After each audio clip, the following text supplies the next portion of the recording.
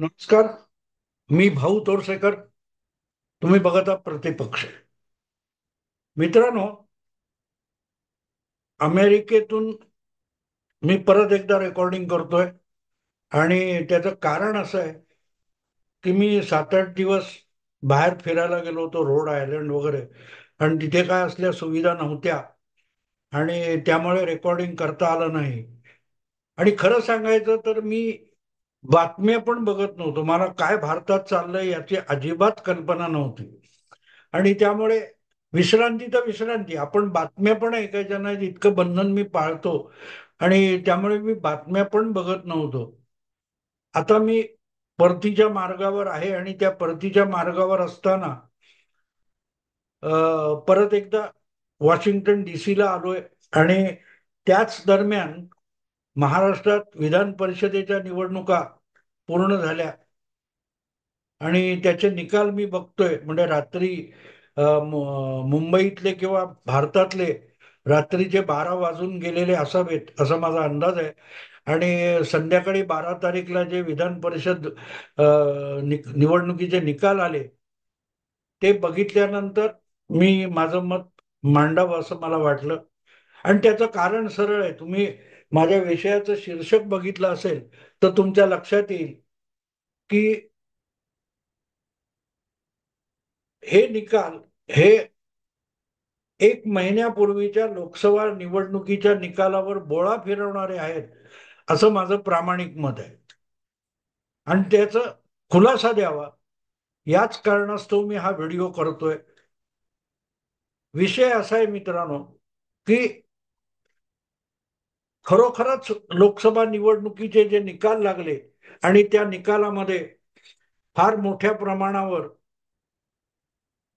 काँग्रेसला किंवा महाविकास आघाडीला, उद्धव ठाकरेंना यश मिळालं, याचा जो बोलबाला गेला महिनाभर आपण ऐकतोय की 48 पैकी 30-31 जागा महाविकास आघाडीने जिंकल्या, आणि भाजपचा पुरता बोऱ्या वाजला वगैरे वगैरे.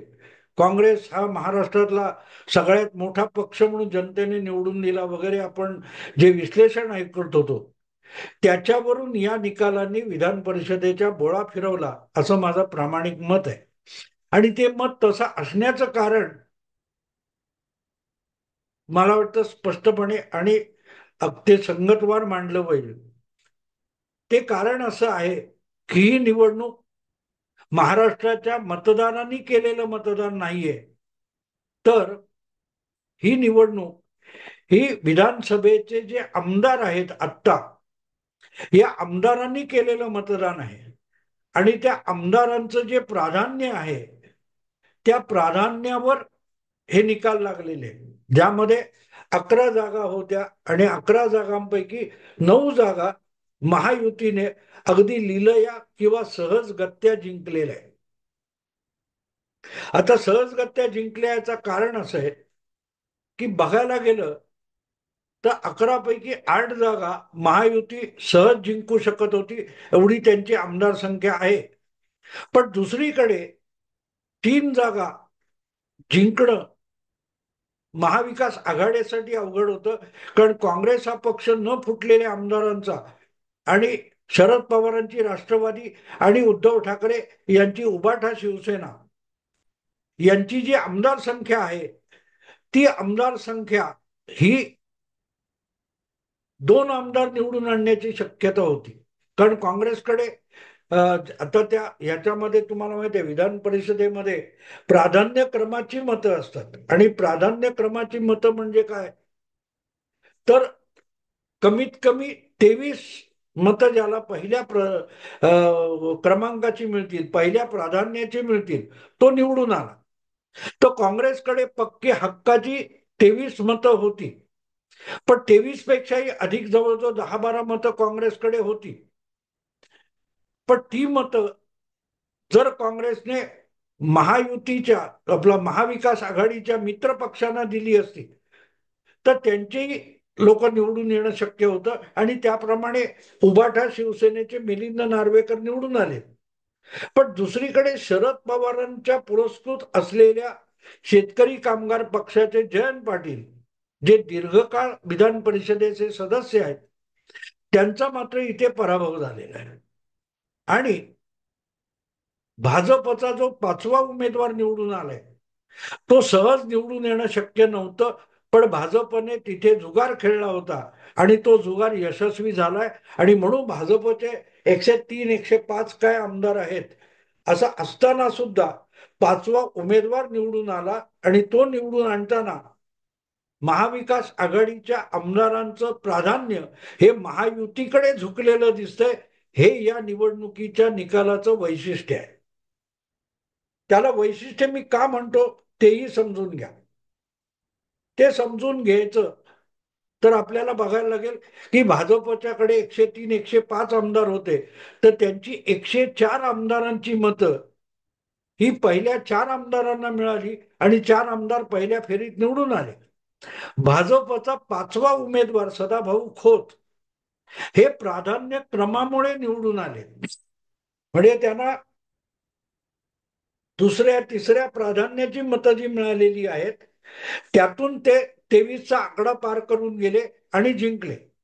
आणि दुसरीकडे जयंत पाटील जे शरद पवारांच्या राष्ट्रवादीची 12 मतं घेऊन तिथेच रडखडत राहिले आणि त्यांना 24चा टप्पा पार करता आला नाही.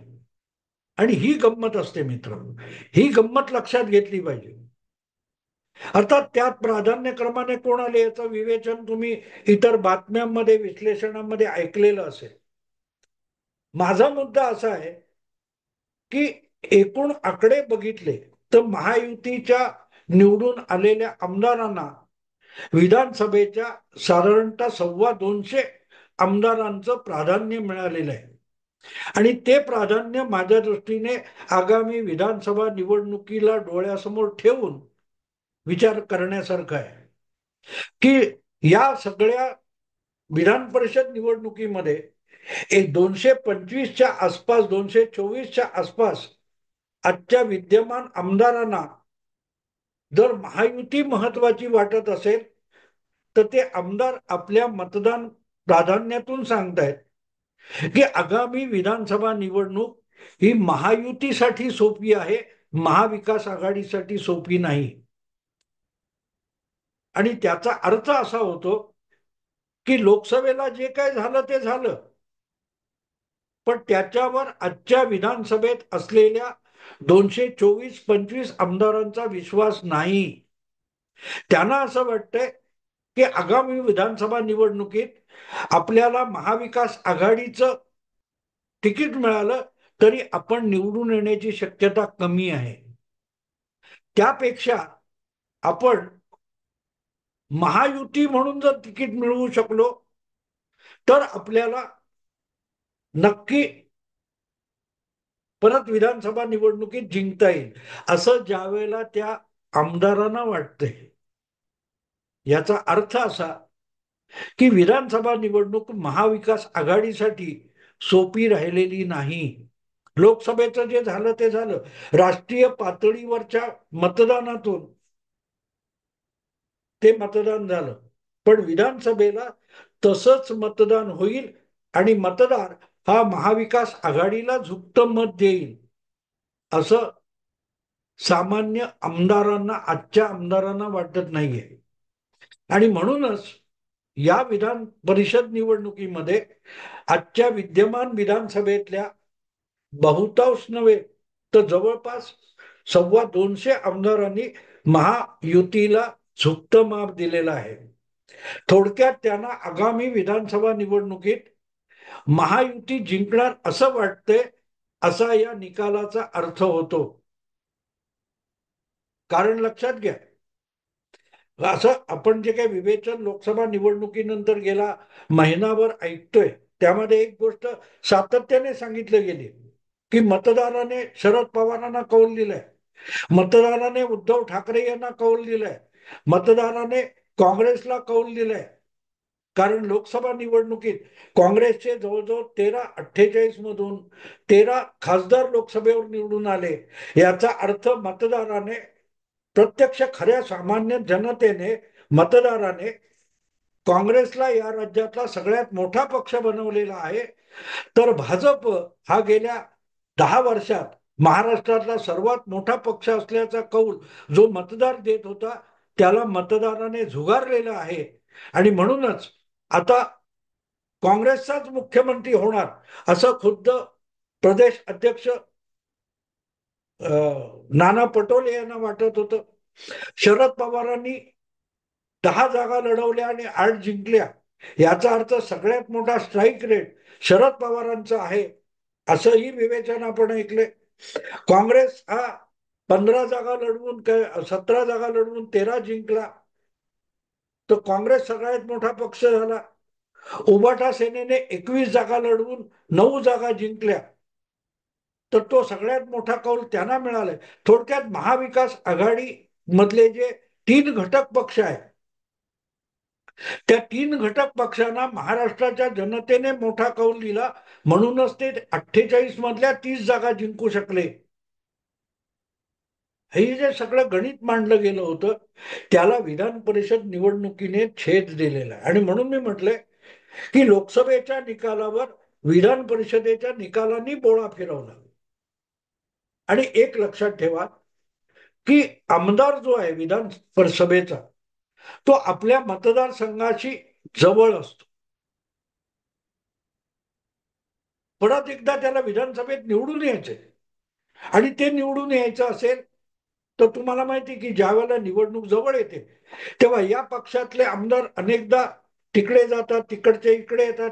आता लोकसभेच्या वेळेला तुम्हाला आठवत असेल की अनेक काँग्रेसचे ते अमर काळे होते, ते राष्ट्रवादी काँग्रेसमध्ये आले. शरद पवार अजितदादा गटातले निलेश लंके हे शरद पवारांकडे गेले, तिकडून लोकसभेची उमेदवारी मिळवली. पण प्रामुख्याने जो विधानसभेचा सदस्य आहे त्याला परत एकदा विधानसभेत निवडून यायचं आहे, आणि त्या दृष्टीने तो जेव्हा विचार करतो त्याचं प्राधान्य विधान परिषदेच्या मतदानामध्ये दिसतं. हे मतदान गोपनीय आहे, त्यामुळे एखाद्या अजितदादा गटाच्या आमदाराने शरद पवार गटाकडे मतदान केलं असेल तर त्याचा बबरा झाला नसता, किंवा पक्षांतर बंदी विधेयक किंवा कायदा त्याला लागू झाला असता असं बिलकुल नाहीये.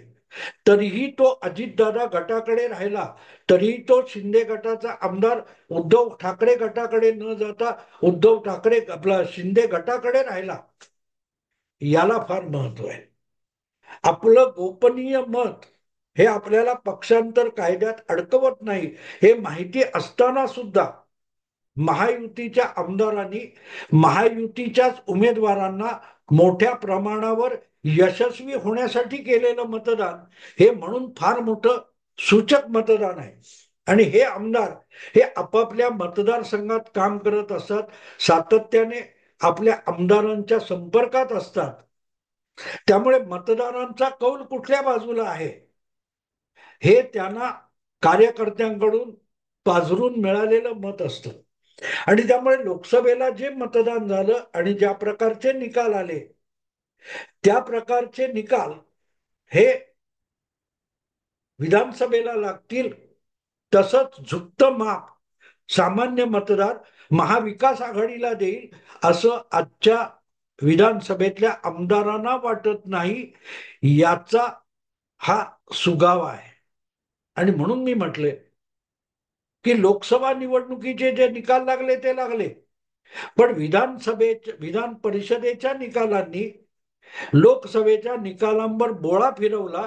याचा अर्थ त्या निकालाच्या आधारावर तुम्हाला आगामी 2, 2.5, 3 महिन्यांनी होणाऱ्या विधानसभा निवडणुकीच्या अंदाज बांधता येणार नाही. तसा कौल तो लागणार नाही याची ग्वाही विधान परिषदेच्या निकालांनी दिली आहे. आणि तुम्हाला मुद्दाम मला आठवण करून द्यायची की 2 वर्षापूर्वी बरोबर जून 10 आणि जून 20, 2022 मध्ये राज्यसभा आणि लोकसभा निकाल लागलेले होते. त्या मतदानामध्ये महाविकास आघाडीत असलेल्या पक्षांमध्ये आणि त्यांच्या आमदारांमध्ये जी मोठी उलथापालथ झाली होती त्याचा परिणाम तेव्हाच्या राजकारणावर झाला, आणि उद्धव ठाकरे यांना मुख्यमंत्रीपद सोडावं लागलं होतं. सोडावं लागलं. आणि ही बाब जर तुम्ही लक्षात घेतली तर तुम्हाला कळेल की आज सत्तेत बसलेली जी महायुती आहे त्या महायुतीला आपले आमदार इंटॅक्ट ठेवणं शक्य झालंय. आणि नुसते तुम्ही 105 यांचे, कोणाचे, भाजपचे 40 शिंदे गटाचे आणि 42 असं धरलं तर साधारणतः 190च्या आसपास महायुतीचे आमदार जातात. अधिक अपक्ष वगैरे धरले तर 200 क्रॉस होतात. पण 224 आमदारांची मतं ही या विधान परिषद निवडणुकीच्या निमित्ताने महायुतीच्या पारड्यात पडली. ती अर्थात थेट असतील, प्राधान्यक्रमाने असतील, कुठलीही असतील. पण एक गोष्ट मान्य करावी लागेल की आज विधानसभेत बसलेल्या आमदारांनी प्रचंड प्रमाणावर महायुतीला कौल दिलेला आहे. याचं कारण त्यांना आगामी विधानसभा निवडणुकीत मतदार हा महायुतीच्या बाजूने झुकणार आहे अशी खात्री पटलेली आहे. आणि म्हणून त्यांना विधानसभेत आपण महायुतीच्या तिकिटावर लढायचं आहे